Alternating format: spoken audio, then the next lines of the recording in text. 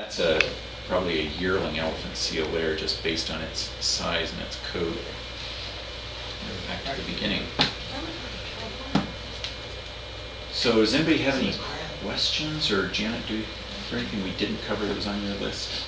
I think that's a pretty good overview. I was hoping not to get into a whole lot of detail tonight. Mhm. That'll come in subsequent meetings, but Yep.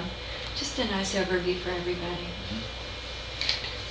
I Do you feel like, I'm sorry, go ahead. just a question on, I mean, it's kind of self-explanatory, but on the sign-up sheet, you know, on the thing we signed up on, and it asks like animal care, rescue, I think there were a few other things which were kind of self-explanatory, but what exactly, like, I think you said that Stephen was going to talk more about the rescuing, because I guess I was thinking, oh, I can do that and I can do that, but I really don't know what it all entails, I guess. So. We should sign up for everything, and then you can Okay. try it all and decide what you like. Perfect. And some people do it all. Yeah, well. But yeah, Steve, did you want to talk about rescue a little bit?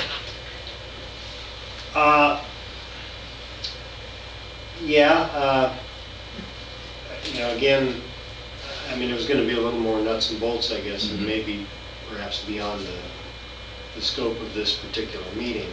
But you know, you kind of addressed early on, I think, the importance of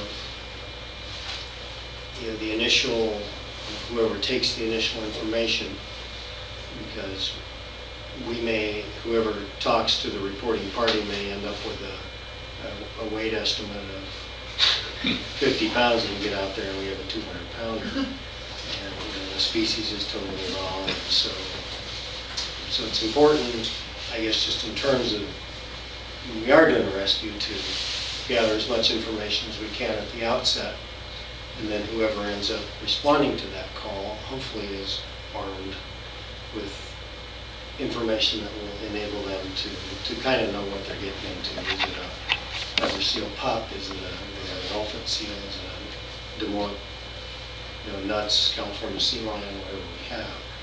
Because obviously all those things are going to require maybe some different equipment and some different, and we may need more people.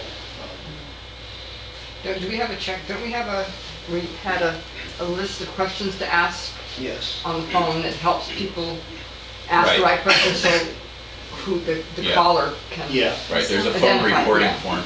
Something else that I've asked people to do when I have somebody that I know really doesn't know is virtually everybody has a cell phone that takes pictures now, and they can generally email it to you. So if they don't know, or they say it's got a huge shark bite on it or whatever, is have them take pictures of it and send it, because if it's an animal in Samoa or something and we have no Humboldt volunteers available that day, the last thing we want to do is send people driving for a 4-hour round trip and end up having it be something that we shouldn't have had to go out on. So, and another important question is that Marin used to always tell people was, is it alive or is it Memorex? Because some of those animals are dead that they're reporting, and the seagulls have been eating on them for 3 days, and that's really important to know.